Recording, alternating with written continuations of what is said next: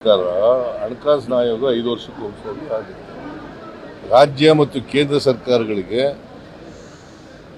ಈ ದೇಶದಲ್ಲಿ ತೆರಿಗೆ ಆಯ್ತದಲ್ಲ, ತೆರಿಗೆ ಅದನ್ನು ಯಾವ ಪ್ರಮಾಣದಲ್ಲಿ ಹಂಚ್ಕೋಬೇಕು ಅಂತೇಳಿ ಶಿಫಾರಸು ಮಾಡ್ತಾರೆ.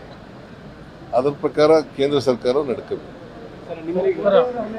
ನಿನ್ನೆ 16 ಫೈನಾನ್ಸ್ ಕಮಿಷನ್ ಅವ್ರು ಬಂದಿದ್ದರು. ಅವ್ರಿಗೆ ನಾನು, ನಮ್ಮ ಎಲ್ಲ ಮಂತ್ರಿಗಳು, ಅರವಿಂದ ಪನಗೇರಿಯ ಅವರೆಲ್ಲರ ಜೊತೆಲೂ ಕೂಡ ಮಾತಾಡಿದ್ದೀವಿ, ಚರ್ಚೆ ಮಾಡಿದ್ದೀವಿ, ಮೆಮೊರಾಂಡಮ್ ಕೊಟ್ಟಿದ್ದೀವಿ, ನಮ್ಮ ನಿಲುವೇನು ಅಂತಕ್ಕಂಥದ್ದನ್ನು ಕೂಡ ಹೇಳಿದ್ದೀವಿ. ಯಾಕಂದರೆ ನಾವು ಪ್ರತಿಭಟನೆ ಮಾಡಿದ್ದು ಡೆಲ್ಲಿಗೆ ಹೋಗಿ 15ನೇ ಹಣಕಾಸಿನಲ್ಲಿ ಅನ್ಯಾಯ ಆಗಿದೆ. 11,495 ಕೋಟಿ ವಿಶೇಷ ಗ್ರ್ಯಾಂಟ್ ಕೊಡ್ತೀವಿ ಅಂತ ಹೇಳಿದ್ರು, ಶಿಫಾರಸು ಮಾಡಿದ್ದು 15ನೇ ಹಣಕಾಸು, ಅದು ಕೊಟ್ಟಿಲ್ಲ. ಮತ್ತು ನಮಗೆ 3.647 ಕಡಿಮೆ ಆಗಿಬಿಟ್ಟಿದೆ.